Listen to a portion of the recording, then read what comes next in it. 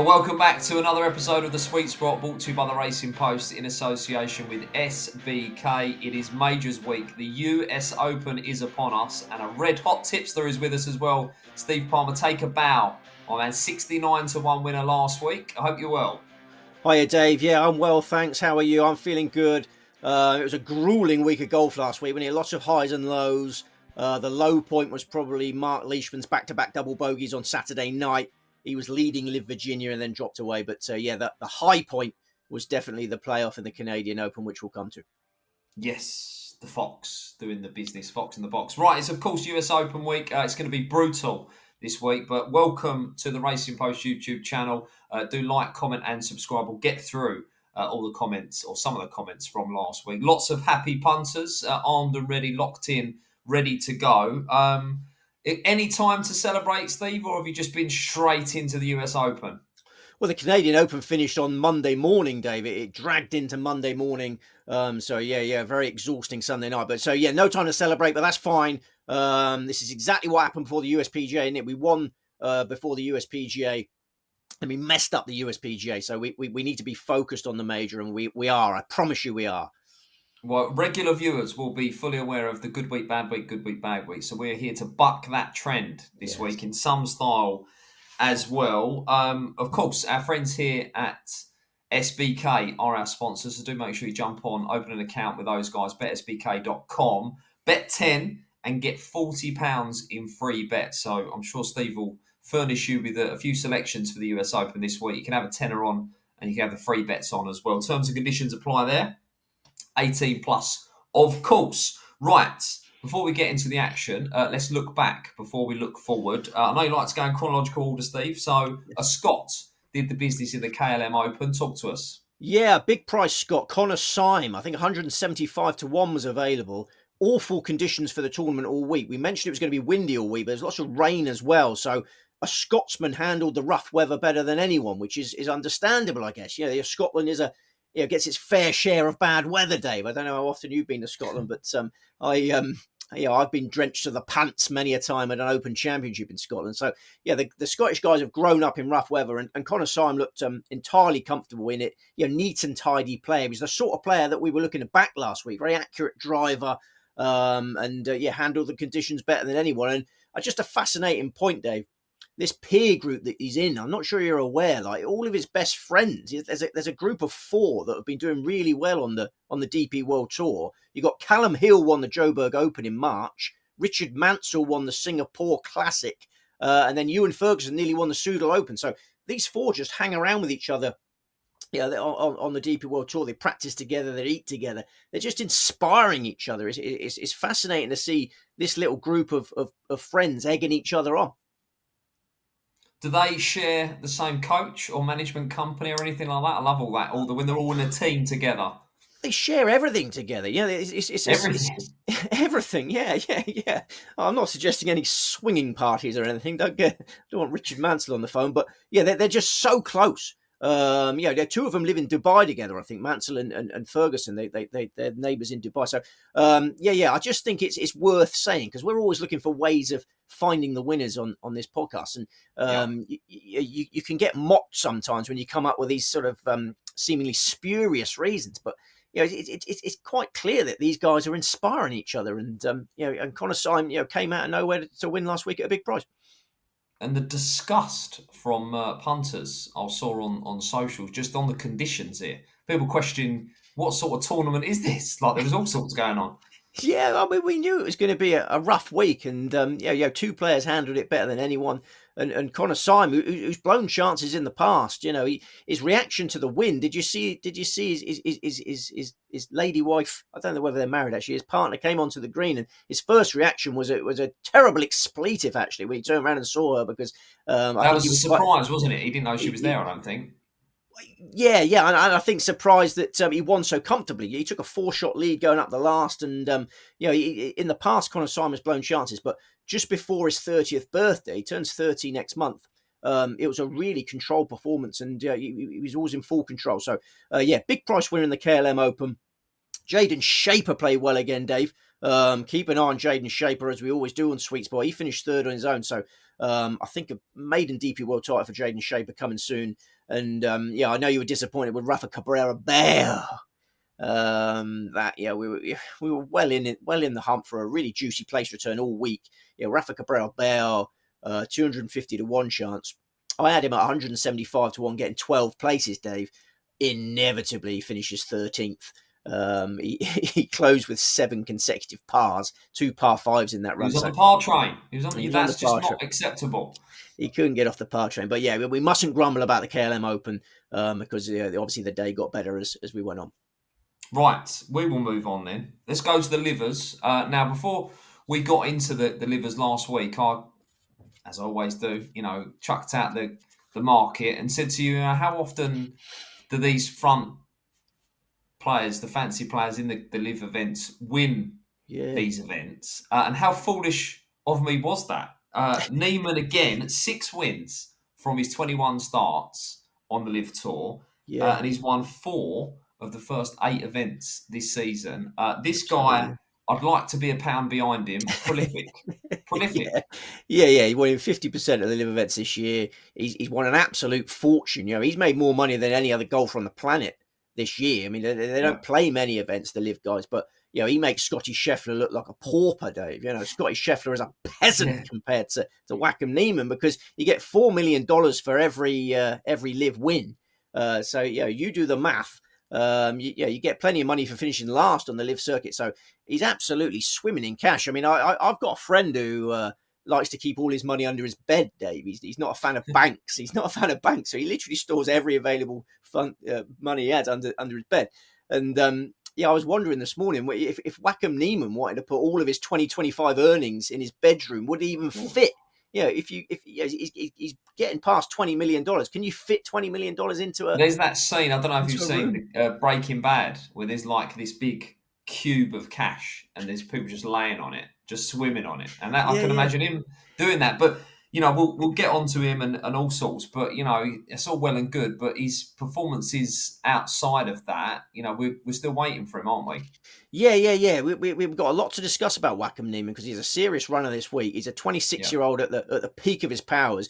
Brilliant on Sundays. It's not just winning these tournaments. He really holds himself together well on Sundays. He was up against some really great players on Sunday. It was a fantastic live leaderboard.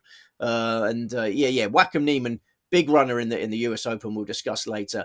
Bryson DeChambeau, much to discuss about Bryson DeChambeau. He's been my long-term pick for the US Open. You remember our majors accurate at the start of the year. We had Bryson DeChambeau at 14 to 1. He's half of that price now, so we have some decisions to make. I'm not going to be pulling the trigger on Bryson DeChambeau, and I will explain why later. And then finally on Live Golf, before we move on to the tournament we enjoyed most last week, Phil Mickelson, Dave. Did you see Phil Mickelson? Just an incredible shot. It's quite heartwarming as a man who's got his 47th birthday. I've got my 47th birthday next, in a couple of weeks, I think it is. I'm trying to block them out of my mind, but you sort of feel like your powers are waning, and you're not going to be good at anything very soon. And Phil Mickelson turns 55 next week. 55 on Monday, I think it is, and clearly still in possession of magic hands. He tied 4th last week in LIV Virginia, tied 4th, tied with Bryson DeChambeau. And the one shot I'm referring to, the flop shot, a hold flop shot, which he basically had to flop over his head because the angles of the turf. Find it on the YouTube, find it on wherever you find these things. Phil Mickelson has still got the magic hands, and he's going to try and complete the career Grand Slam this week, Dave. The US Open has been this missing piece of the jigsaw for him. He's finished runner-up a million times. Is Phil the Thrill finally going to win the US Open this week at the age of 54? We shall see. So I had to give him a mention. Oh, magic! Yeah, the vision, just to see the shot, let alone execute it, was incredible. Yeah.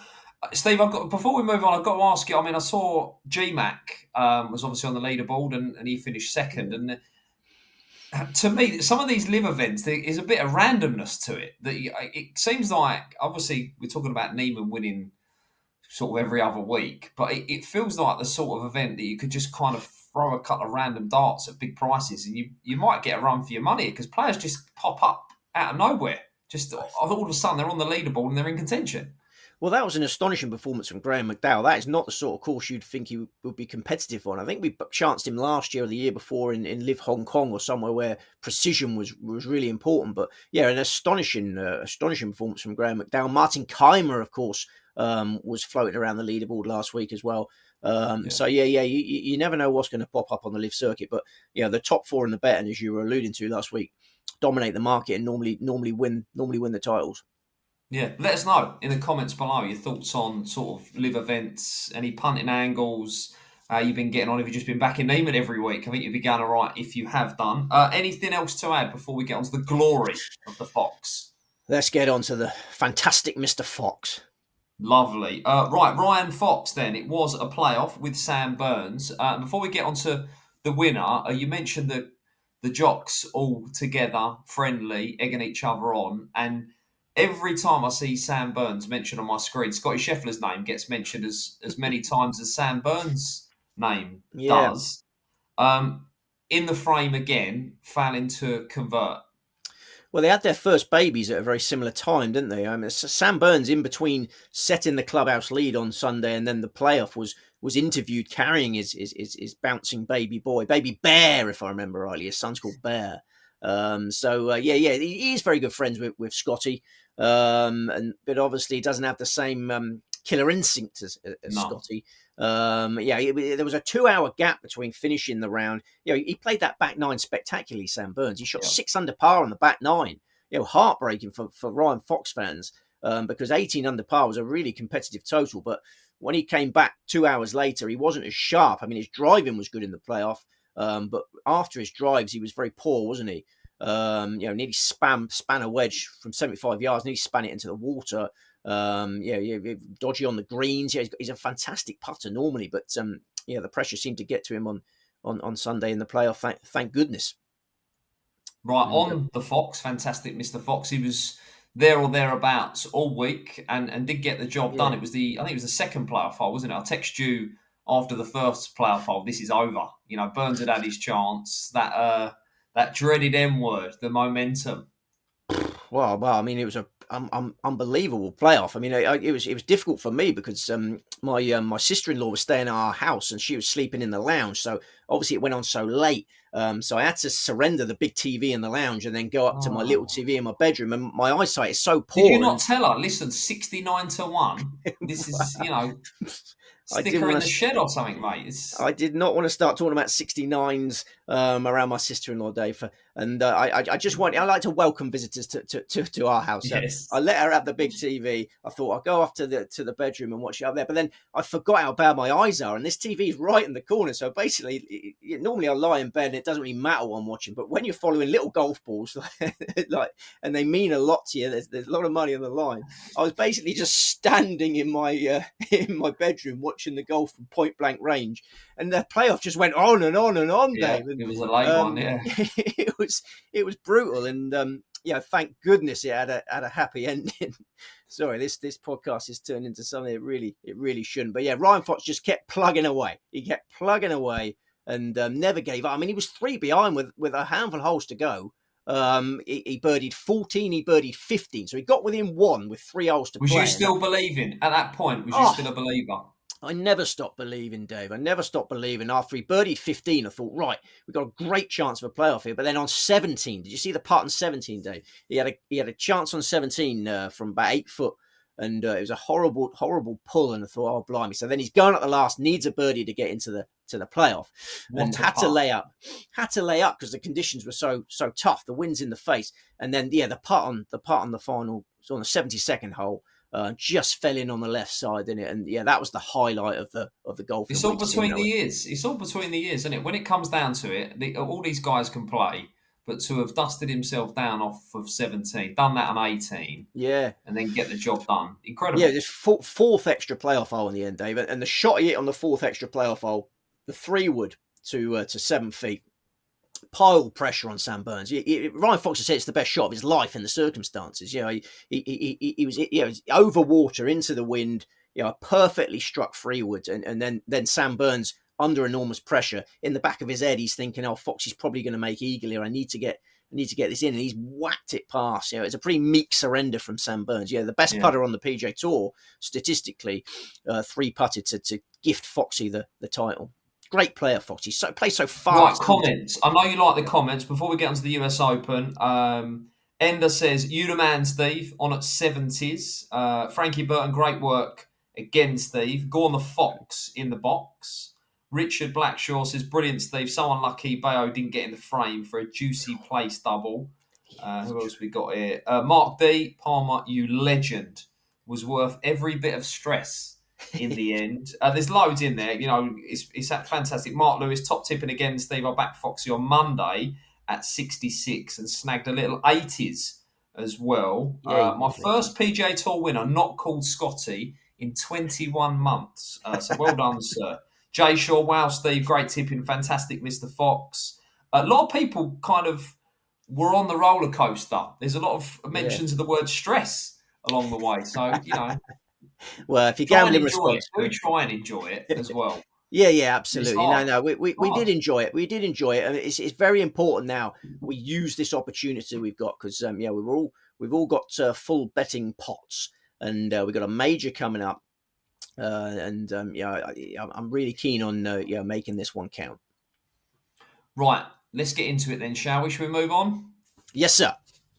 Right, I'm going to start with the word rough here, Steve. It's the US Open. We are at Oakmont Country Club. If you go on any platform of social media, you will probably find a professional golfer simply dropping a ball into the rough and watching it disappear. Bryson DeChambeau did a round on his YouTube channel, which was absolutely brilliant, just highlighting what a lot of players are calling the hardest golf course in the world. Absolutely, and the rough, is long. You've seen longer rough, but have you ever seen thicker rough? This is they've cut it in a certain way that it's coarse. It's like the ball. You're going to have to generate so much clubhead speed to get out of that rough and advance it far. The rough is a huge factor this week. We're at Oakmont Country Club, Pennsylvania, 7,372 yards, par 70, only 2 par 5s. Widely regarded as one of the toughest tests in golf, if not the toughest. A long par 70. That rough is so penal. 168 bunkers, firm fairways, lightning fast greens. I thought level par might be the winning score, Dave, when I first started thinking about this tournament. But there's been plenty of rain in the build-up. It's taken some of the sting out of it. The course is playing softer than the USGA would like. So I think the winning score will probably be similar to the one we got in the last US Open at Oakmont. That was in 2016, you might remember. Dustin Johnson won that. 4 under par was the winning score. So I think that the softening of the turf means that 4 under par will probably be around the winning score this time.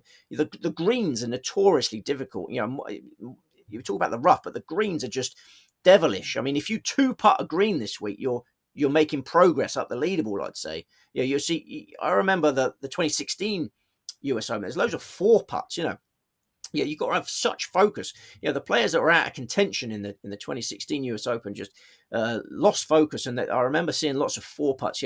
Fast, undulating greens. They got a sub-air system under them now, so they're going to be dry greens. Remember at Quail Hollow, it was for the USPGA. It was been raining hard, and the rest of the course was sodden, but the greens were firm and fast. That had a sub-air system. We got the same deal this week. You're going to get softer fairways, but firm, fast greens, even if it's been raining. I think we're going to get 3 dry championship days, so it'll dry out over the first 3 days.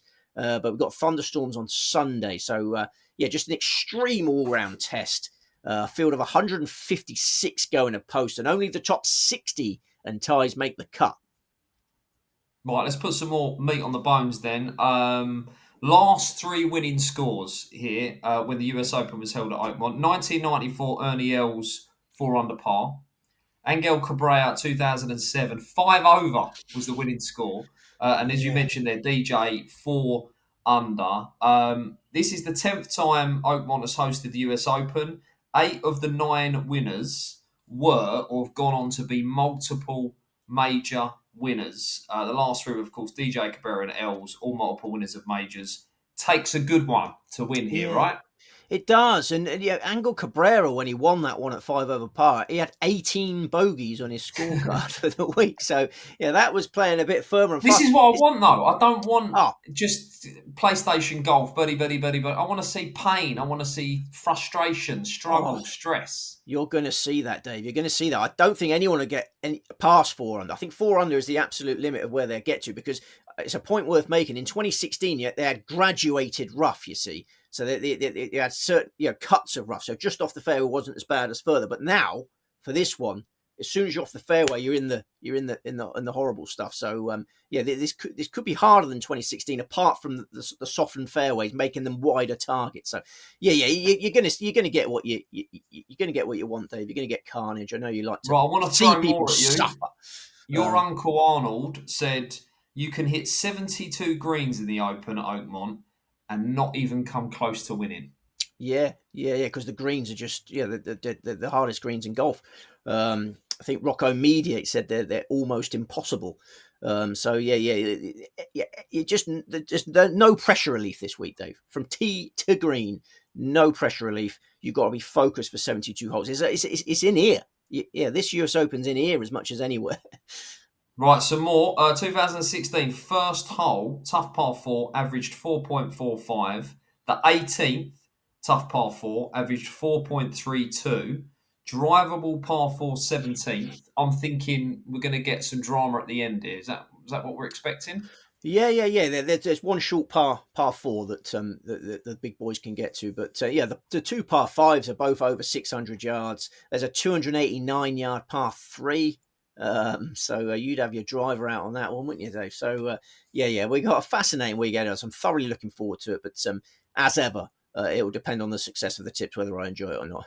It will, and we will get to that. Right, before we do, SBK are boosting some of Steve's selections this week. So our producer Ben will chuck up the graphics, tell you what prices they are, but make sure you do jump onto SBK's website, betsbk.com, for those enhanced prices. So, listen, 69 to winner last week. They're taking you on, Steve. Not something I'd be looking to do, but they're taking you on. They're going to boost your selections. How many are in the team? 5, Dave. 5. Okay. And Steve Palmer's selection, main tip for this year's US Open is? Ludwig Aubert. You never turn your back on Ludwig Aubert, Dave. As we discussed last week, he's always close to selection. He was a hero for us in the Genesis Invitational, you'll remember, in February. We've had some concerns since then about inconsistent approach play, but I feel like these worries have lifted.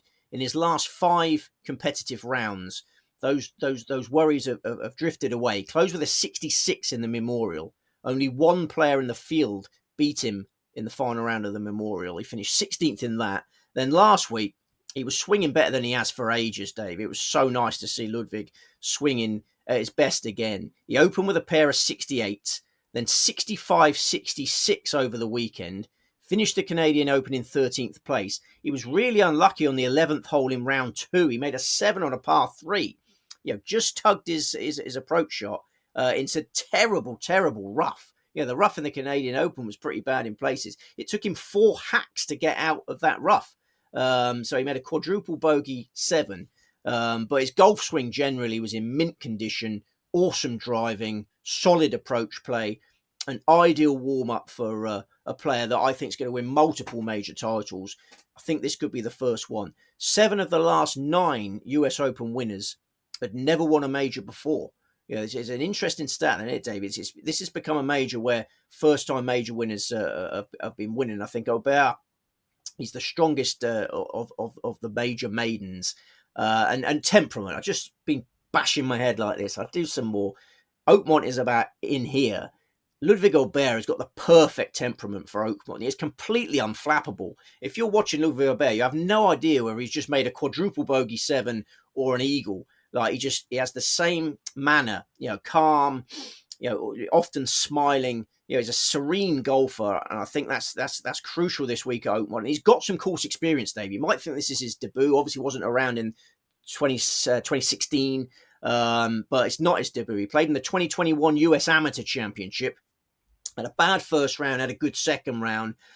He's been back to Oakmont in recent weeks on reconnaissance missions, so taking it seriously. He knows he's a major winner waiting to happen. He doesn't feel fortunate to be in majors. He expects to be in majors. He expects to win majors quite soon. He finished 12th on his US Open debut last year. Has nearly won the Masters in the last 2 years, lest we forget. He was runner-up on his Masters debut 2 years ago. This year, co-leader with a couple of holes to go. People forget that he triple bogeyed the 72nd hole. He dropped down to 7th on the form book. It says he was 7th in the Masters. He had a putt for the outright lead on his own on the 16th green. So, he's been in the thick of things in majors, and he will be forevermore.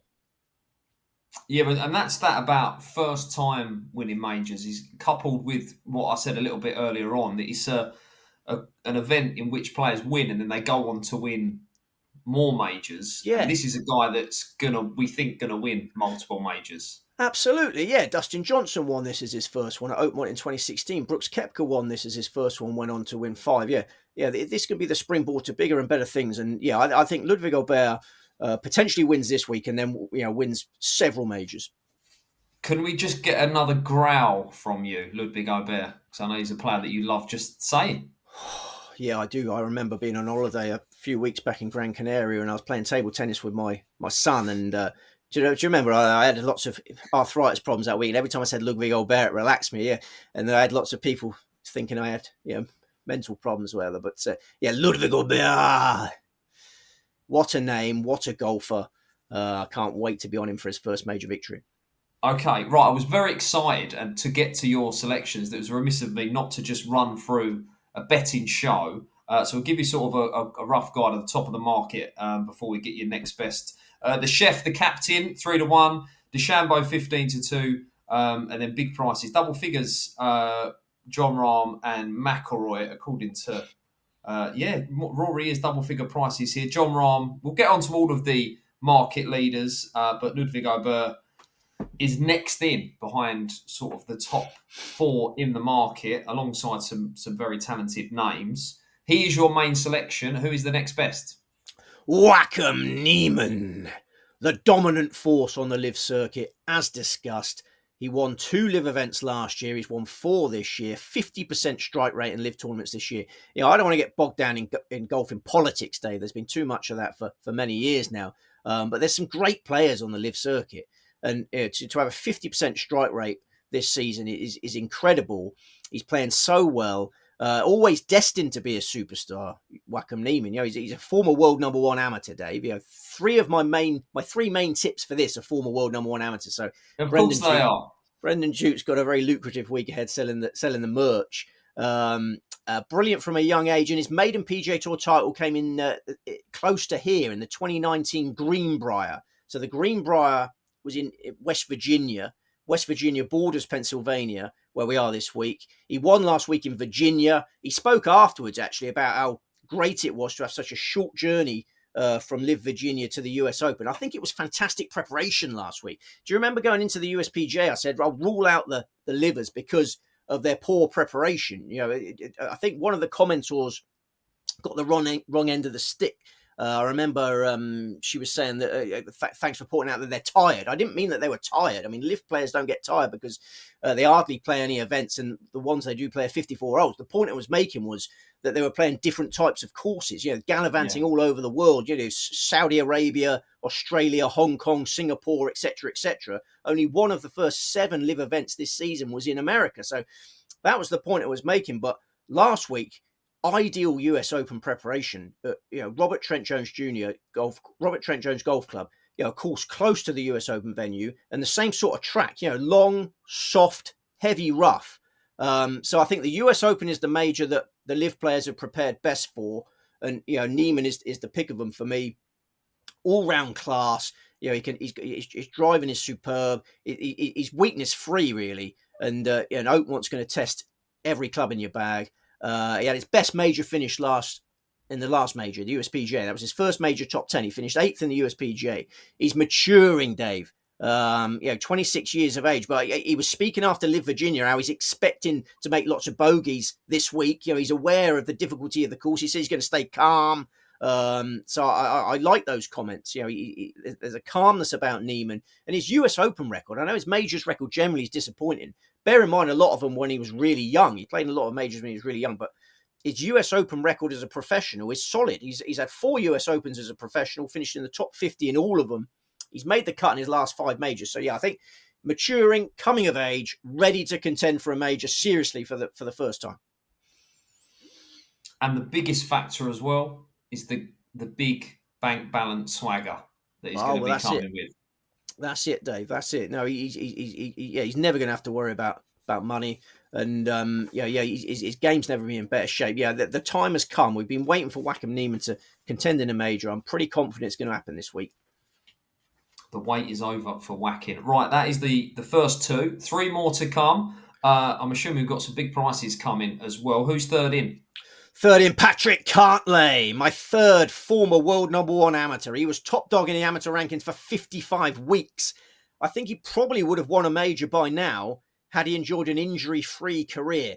Very easy to forget that he lost 2 full years early in his career with a back injury. He didn't play at all in 2015, didn't play at all in 2016.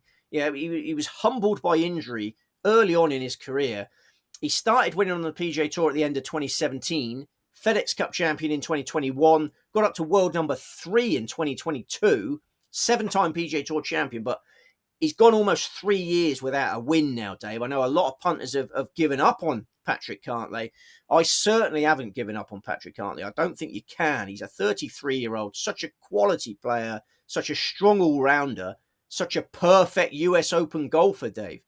And his stats this season are generally excellent. Rock solid off the tee, exceptional on approach, third in the greens and regulation stats, Dave. Been some positive signs on the greens lately. He's been trying different putters. He putted well at the Memorial last time out. He's posted 3 top 5s this year. Statistically, loads to like about Cantlay. So if you can forgive that long victory drought, Dave, which I can, because I don't think Patrick Cantlay has lost self-belief. I think he still expects to become a major champion. I think you saw in the Ryder Cup last year, if you remember the Ryder Cup last year, Dave, in Italy, basically playing under maximum pressure. I don't see how it's possible to play under more pressure than what Patrick Cantlay faced in Italy there. And he performed. He held key putts at key moments. I still think he's a major winner. He's got the minerals to win a major. So I forgive the long victory drought, and I forgive the miscut at the USPGA. He missed a cut at Quail Hollow. He's never made an impact at Quail Hollow before. I don't think he likes that course. So, bear in mind, these are the positives. Low amateur on his US Open debut in 2011. He's played in 9 US Opens, never finished outside the top 50, 6 top 25s, 4 top 15s in a row, third last year. It's building. This US Open win is coming. I just think I've always had him down as a potential US Open champion, and I'm really excited about his chances this week. I think the long victory drought can end in a perfect place for a US Open. I have more to say, Dave. I know I'm rambling. Bring it on. Listen, he's not. I know he's not won for a while, but he's not the dreaded F word. He's not flaky for me. If he's in the mix at the death, I think he's not going to wilt. He's going to be strong and trying to win this golf tournament. Absolutely, yeah. I mean, he's won the FedEx Cup, and that's a tough one to win with that amount of money on the line. And as I say, in the Ryder Cup, he's held himself together. Even in the last President's Cup, he holds some clutch putts. I definitely think Cantlay's still got bottle, and he loves this part of America. This is the point I wanted to make. He's twice won the Memorial, which is over the Pennsylvania border in Ohio. He's twice won the BMW Championship. He won in Maryland in 2021. He won in Delaware in 2022. Both of those states border Pennsylvania. So these are the sort of conditions he thrives in. The last time we were in Pennsylvania, it wasn't that long ago. You remember the Truist Championship, where we had a joyous Truist Championship. I was very close to selecting Patrick Cantlay for the Truist Championship, and he finished 4th because, again, loves this part of the world. That was his best finish of the year in Pennsylvania just a month ago. So I know that venue was much shorter than we've got this week, but it had firm, fast, undulating greens. I think it's noteworthy form. So, yeah, I think Cantlay really fancies himself this week. He knows that people are starting to write him off because of this long victory drought, and I think he's going to remind everyone how good he is. Okay, well, listen, you can always, if it ever goes a bit west on the golf tipping, Steve. I think you can always go on Mastermind and go with, US geography and former world amateur number one. So I think you could probably reel off the history of the amateur rankings. Could you? Yeah, So we've that'd gone be with good. three out of Yeah. five former amateur world number one. Listen, it's a little bit left field, can't they? But I like it. You've made a good case for him. He's Yeah. big price. I'm seeing sort of around about 40-1. Remember that SBK are going to be boosting some of Steve's selections. Maybe they will doubt, can't they, and boost him. You have to jump on the site to find out. Two more to come. Who else you got for us? I've started, so I'll finish. Harris English. Harris English, double the price of Cantlay. Magnificent US Open record. 9 appearances, has made every cut. 37th at Oakmont in 2016, 4th in 2020, 3rd in 2021, 8th in 2023. Harris English has become a US Open leaderboard mainstay. This year, he's already finished 12th in the Masters, and he tied second in the US PGA. Topped the greens in regulation stats at the USPGA. He was swinging amazing at the USPGA. Didn't know the usual amount of putts. He's usually a great putter, but he couldn't get him the drop in the USPGA. Laser-like irons. He's been contending in all the majors this year, the 2 majors that we've had. This is a serious US Open title threat, going off at a juicy price. 5-time PGA Tour champion, won the Farmers Insurance Open at a US Open venue in January, Torrey Pines. Driving better than he ever has, I'd say. Nearly always putts well. So English are a must for the staking plan at such a healthy each-way price. Marvellous. And one more to come. Who's the fifth and final member of the team? Massive prices, bigger prices than we got for Rafa Cabrera Bello last week in the KLM Open. Davis Riley being disrespected in the market yet again. Finished 21st on his Masters debut in April. Finished second alongside English in the USPGA last month. Yet he's going off at, been dismissed again in the market. Bookmakers still haven't comprehended the ability of Davis Riley, in my opinion. Won the Zurich Classic Pairs event alongside Nick Hardy in 2023. He won the Charles Schwab Challenge by 5 shots last season. And from March onwards this year, been swinging with confidence. He's gone back to basics, Dave. He's tried a few different things in his career, but he's gone back to his old technique, the technique which made him an amateur star. He won twice on the Corn Ferry Tour in 2020, putting really well this year. I think he can handle these Oakmont greens. He's long enough. He's a big hitter. He can handle the length of these soft fairways. I think the Riley A game is good enough to win majors, Dave. I would die on this hill. The Riley A game is good enough to win majors. And if we see the Riley A game this week, then it can make a mockery of these prices. You love him, don't you? You do love him. It's just technically such a good-looking golfer in it. So, you don't need much on, as you always say. You don't need much on at those prices. He really is deep in the betting. So, I've got 3 main tips. Harris English is another one that's fairly priced. And then, a sort of wild card, if you will, in Davis Riley. Well, listen, as you say, massive price. So, stranger things have happened. Right, I don't know if you saw, Steve, one of the YouTube commenters wanted more from me. I mean, they don't need anything from me. You've got golf's greatest tipster right in front of you, marking your card. So I'm gonna give you who I'm backing this week. Right, more just from Dave. More from Dave. Yeah, I like it. I'm going with JT and Morikawa. No, I'm not going with Morikawa. I'm going with Matsuyama. I thought I wanted you to pull a funny face thing because you do know I love Morikawa. So JT and Matsuyama. Give us sort of your views on my selections. I don't think either of them will drive the ball well enough to contend. I'm sorry, Dave. I think Justin Thomas he's got his putting sorted to a degree, but his driving. Yes, I've gone with putting. So I should have said I've focused. I've lasered in on putting this week. Yeah. It's driving. He opened with an 80 Memorial, didn't he? I think his driving is wild at times, and I don't think you can get away with wild driving at Oakmont. Hideki Matsuyama has driven the ball poorly by his standards this year. So I didn't say I don't want to put you off, but I do want to put you off. But you can laugh your cotton socks off when they're playing a playoff on Sunday. For my views, it was only because we had someone. I think they were suggesting I did more research. Listen, you don't need to pick my brains. That's harsh. We need Steve's brains on the US Open. Right, let's tackle the market leaders. Then we'll start with the captain, the chef, the jolly. Top price threes everywhere you look. Now, everything you've said about this golf course, how difficult it is, the temperament needed. We need to steady the ship just like the captain does. We need to roll it nice just like the captain does. I mean, this is a short price, Steve. He's good. He's the best in the world, but this is a short price. Well, you're struggling to get threes. I mean, he's a 5-2 generally. He's too short. He's too short for me because everyone's going to be prone to card busters. We mentioned the difficulty of Oakmont. You're going to get some terrible lies this week. Luck can play more of a role this week than at the average course.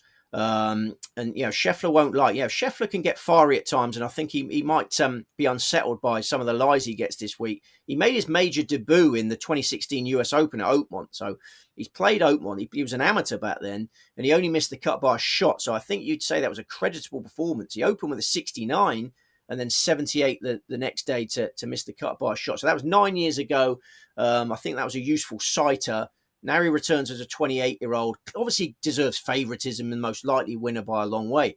But at the price, I just can't play at that price. But these greens are brutal, Dave.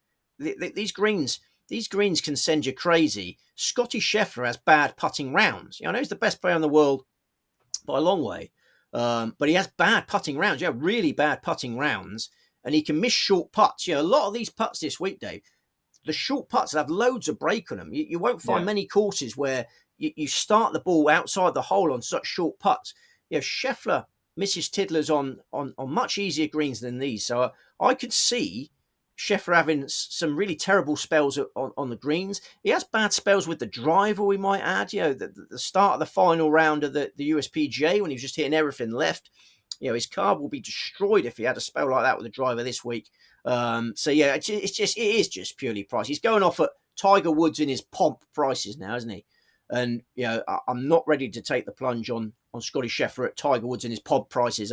Tiger was so much more dependable with the putter, wasn't he? Tiger hardly ever putted badly.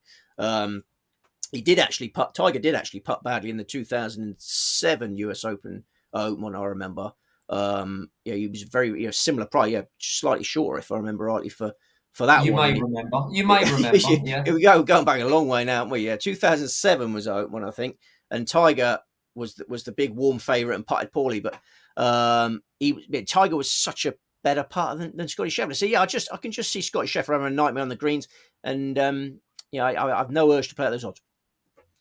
Given the nature of this course, and you talk about sort of round wreckers and you can have meltdowns on holes, is there a situation in which 1 or 2 rounds in, Scotty Scheffler is 5, 6, 7, 8 shots back and he's maybe becomes a backable price? Is that somewhere where you could be here?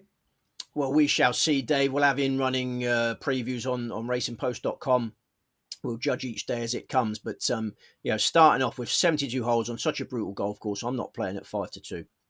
Yeah, but what I'm saying is, if you think Scheffler, would you want to keep him on side? Maybe keep your powder dry and see what happens. If he has a tricky first round, he might be double that, treble that, quadruple that, and you can maybe back him each way, which is a play I like anyway. Right, Bryson, I mean, also has got too short in the betting for me. I think the favourite's too short. I think Bryson DeChambeau has become too short. I mean, I've been keeping an eye on him for this.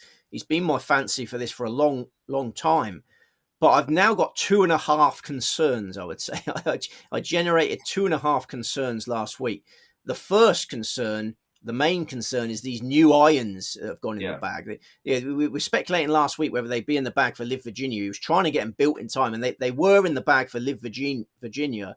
But he's not entirely comfortable with them. I thought it was fascinating before the final round. So on the eve of the final round of LIV Virginia, Bryson DeChambeau is shaving the bottom of his irons because he wasn't happy with how they were cutting through the turf. He felt they were getting stuck a little bit. So on Saturday night, after the round 2 of LIV Virginia, he's shaving the bottom of his irons. That just shows a lack of comfort with the new irons. I mean, he's only had one competitive tournament with these irons. He said afterwards there is more optimization to come. This is Bryson speak. More optimization to come. That just means he's not happy with them. So the irons are a big concern. And the second main concern I have is that his driving was poor last week by his standards. His driving was all over the place. And he said afterwards that he feels like the driver has given away. So he said he's been using that driver for 3 months. Nobody hits the ball harder than Bryson DeChambeau. So 3 months with a driver, it needs replacing. So much like Rory McIlroy before the USPGA, the drivers got really thin just before the major. He says he's going to put a fresh driver in the bag for the US Open. So we saw what happened to Rory McIlroy when Rory McIlroy's driver was non-conforming just before the USPGA. Had to put a new driver in the bag and drove abysmally. So Bryson DeChambeau's got a fresh driver. Irons he's only had one competitive round with, and then the half a concern is that he's never defended a title. He's never successfully defended a title. He's defending champion this week. So I think when you put those 2.5 concerns into the 7-1 that's available now, it's not a big enough price. He's very short, very, very short. John Rahm. Now we talk about between the ears. John Rahm, we've come to third in the betting with most layers. Yeah, I respect his chance. Obviously, a former US Open champion, low amateur at Oakmont in 2016. Been in decent nick, but we're talking about temperament. And Oakmont is the ultimate test of a player's temperament. He's such a fiery character. This is a huge test of patience, resilience. Keeping a tidy scorecard, so difficult. John Rahm is a hothead, isn't he? He's a hothead. I don't expect you were watching much of LIV Virginia last week, but he was effing and jeffing throughout LIV Virginia. He hit one drive and went absolutely. I didn't need to know that was what was going on. He went There were F-bombs coming out of John Rahm in LIV Virginia. I feel like he comes into majors under such pressure now. He's got a huge chip on his shoulder. Right? He hasn't won a major as a LIV player. He knows people say that LIV Golf has taken the competitive edge out of John Rahm. He's made him less of a player. I think he probably suspects that himself. So John Rahm coming into majors now with a huge chip on his shoulder, huge amounts of pressure. There were signs in LIV Virginia that the fact there's a major looming was sending him a bit loopy. So technically, this course is great for John Rahm, but I just think his temperament won't hold together. And you saw over the final few holes at Quail Hollow, he had a chance to win his first major as a LIV player, putting the willies up Scotty Scheffler, and then just imploded over those last few holes. So, he has got short, isn't he? He's gone ahead of Rory McIlroy in the betting now, is he? Yeah, well. Yeah. With quite a few of the firms. So we're at Rory. After he won the Masters, despite what this course is going to look like and records at US Opens, etc., I think you would have struggled to argue that both DeChambeau and Rahm were going to line up shorter than McIlroy, but here we are.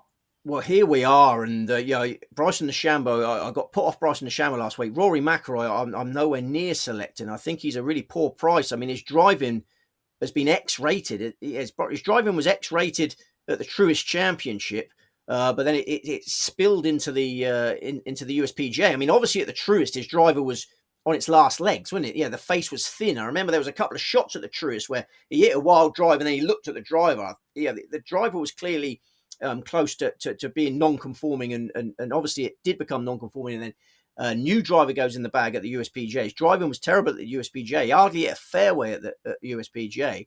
Then he went into hiding, didn't he? He went into hiding, skipped the Memorial, obviously trying to get these drivers sorted. But then he put a new type of driver in the bag last week, Dave, in the Canadian Open. He's gone back to he's trying the new model, the latest model. So he missed the cut by 12 shots. His driving was even worse in the Canadian Open. He missed the cut by 12 shots. Hardly anyone finished behind him. He's short price favourite for the Canadian Open. Hardly anyone finished behind him. He tried that driver at Bay Hill, I remember. He put that new driver in the bag at Bay Hill, and it was a similar story. So he's had 2 experiments with that type of driver, and it's not gone well. So I think he's going to give up on that driver for good.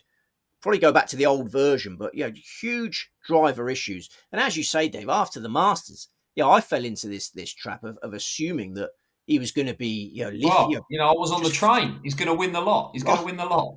Well, yeah. It's funny, isn't it? I mean, I just thought, the burden of the Yeah. of the green jacket had been lifted. I just thought it would free him up and he would just cruise around major venues. But it seems to have gone the other way, and he's been struggling for motivation. He's admitted in interviews that going on the driving range to practice for 8 hours is not on his agenda now, because he's completed all his dreams. He's great. So he doesn't seem to be in the right headspace at the moment. And that Canadian Open performance was just horrific, wasn't it? Well, there's a very famous quote in boxing that it's very difficult to get up and do the morning runs when you're wearing silk pajamas. Once you've climbed to the top of that mountain, who knows? I mean, You're McIlroy absolutely doesn't right. come across as the sort of player that would kind of just sit back and light a big fat cigar and say, "I've completed it, mate." But we'll see. We'll Well, you're see. absolutely right, Dave. You're absolutely right. Yeah, talking of boxing, I remember speaking to Barry Hearn. I was sitting next to Barry Hearn at a dinner once, and we were talking about Anthony Joshua. And he said that Anthony Joshua was a really, fearsome fighter, a real sort of street fighter when he was younger, when he was skint.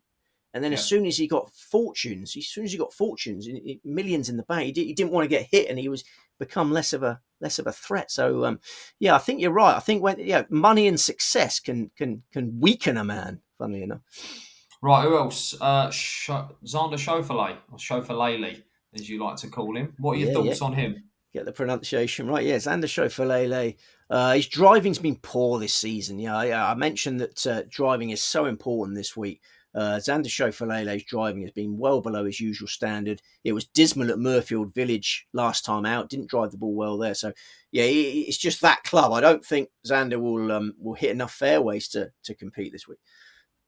Right, I'm going to throw out one more name that I wanted to ask you about. Victor Hovland here. What are your thoughts? Victor Hovland, blimey, so much going on in that head. I mean, we talk about, Oak played in the head. I mean, Victor Hovland is had such a strange season, isn't he? He did just. But you wouldn't be surprised if he was contending. You wouldn't be surprised, would you? No. He's certainly got the tools for Oakmont, but just too muddled. I almost feel like I've taken a year off backing Victor Hovland. I haven't backed him this. I've not backed him this year. I think he needs a year to get all that clutter out of his head, all the swing thoughts. I can't see him holding it together over 72 holes. And your mate Colin Morikawa, I got no interest in him. I was glad when you said you were only joking about that, because I think he made a really poor decision in changing caddies. I think he had a great relationship with that caddy. I think he made a knee-jerk decision to sack him, old JJ Jakovac. And I think he feels uncomfortable at majors now, because he's had these spats with the media. I don't know if you've been following him through the year. Like, he said that he doesn't owe the media anything. Basically, all the people in the media tent hate Colin Morikawa. There's not going to put any finer point on it. So he walks into a room full of people that hate him in the lead up to the tournament. That's a bit unsettling. And that victory drought, all the media men that hate him are going to keep saying, how many days is it now since your last one? Remember when he said it was 500 days since his last one, and he got really spiky about that. So I think there's a lot going on in Colin Morikawa's head. Yes, there's a long, soft course, doesn't hit it far compared to the others. So, very happy with my team. And there's no one that I'm really going to regret if they win, I'd say. I don't think there's anyone I was close to other than those five. I mean, Bryson DeChambeau. Too short. I'm comfortable with leaving him out at 7-1. And I suppose DeChambeau and Rahm will be the two closest, but I just think Rahm's temperament will cost him. Okay, well, a reminder that our friends at SBK will be boosting some of Steve's selections, so it's given you 5. Listen, we'll maybe try and twist their arm and see if they can boost all 5. Who knows? We'll see what we can do, but do jump onto their website. And a reminder, with it being a major, slightly bigger winnings boost for you as well. So if you are able to find the winner of the US Open, they're going to boost winnings up to 30%. So all the best. Free bets, winnings boosts, price boosts. There's a lot going on. Right, there is a lot going on this week. I've also been asked to ask you, Steve, before we get a round up of your selections, it's a big weekend in the canine world. And I know you're a massive fan of the Greyhound Derby favourite. It's the final on Saturday night. Bocco's Diamond. You fell in love with him at Shelbourne Park during the Irish Derby last year. Are you on board the Bocco's train again? I had him in a couple of multiples, like multi-sport multiples that have already failed, unfortunately. But With you know, Donald Trump as well, there was all sorts I'll going be, on.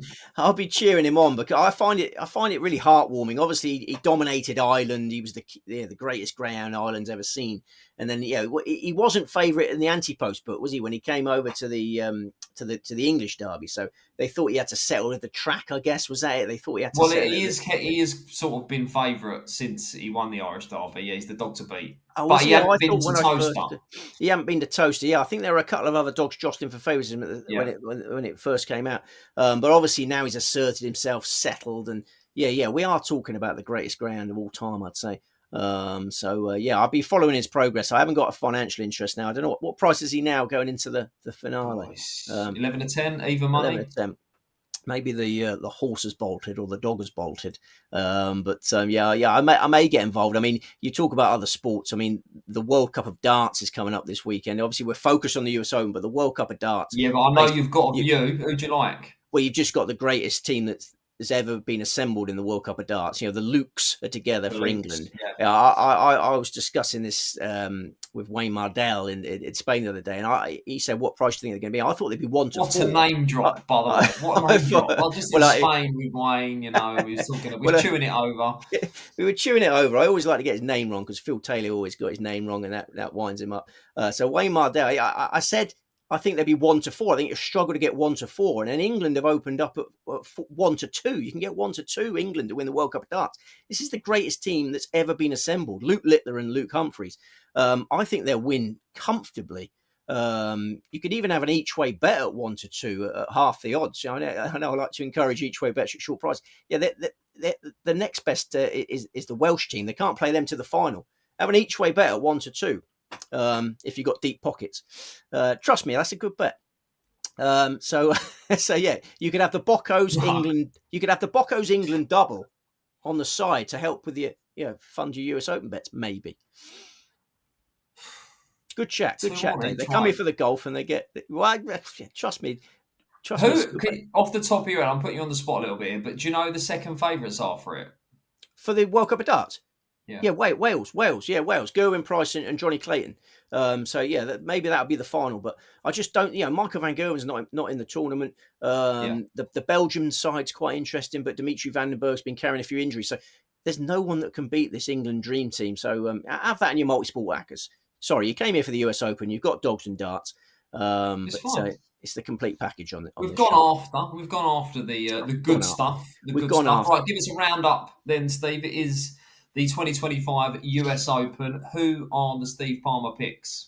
I'll quickly give you a couple of US Open specials as well, because I know the Sweet Spot viewers enjoy them. Ludwig Aubert. I was going to come on to that, so you've gone off piece, but okay, yeah. Ludwig Aubert, top European. So I think Rory McIlroy is a terribly short price favourite in that. I think Rory McIlroy making the market in top European, and Ludwig Aubert is great value in that market. And then top Canadian, Taylor Pendrith, top Canadian. I think Taylor Pendrith should be favourite in that. Corey Connors getting a lot of respect in the market. It's a forerunner market. Pendrith, Connors, Nick Taylor, Mackenzie Hughes. I think it's a Taylor Pendrith, Corey Connors match. Pendrith the value. So they're two additional specials bets that you can have to go with your outright bets and to go with your dogs and darts bets. Okay. Well, I was going to ask you about the output on Racing Post this week. Obviously, we'll have your preview in the paper on Wednesday. Golf-wise, extra previews on each round, 2 balls, 3 balls, specials, the whole lot, right? The whole shebang. Absolutely, yeah. Thursday's paper will be jam-packed. Wednesday's paper jam-packed, and then online Friday, Saturday, Sunday. So we don't just give the outright tips and then run for the hills. We've got in-running action as well. Marvellous. Right, now I'll have the roundup then. The US Open, who are we going with? Bocco's Diamond! Ludwig Aubert, Wackham Neiman, Patrick Cantlay, Harris English, Davis Riley. And one more growl for the main pick, please. Ludwig Aubert. Steve, it's been an absolute pleasure. I wish you well this week. I think it's going to be a roller coaster for the players and us watching. There's going to be all sorts going on. That rough is going to prove absolute bedlam, a nightmare out there. So some lively scorecards coming off, Fancy. Just a reminder, give us a prediction. Winning score? I think 4 under par. I think Ludwig Aubert is going to get 4 under par, and that'll be the winning total. Yeah, anything under par's got a chance of winning this.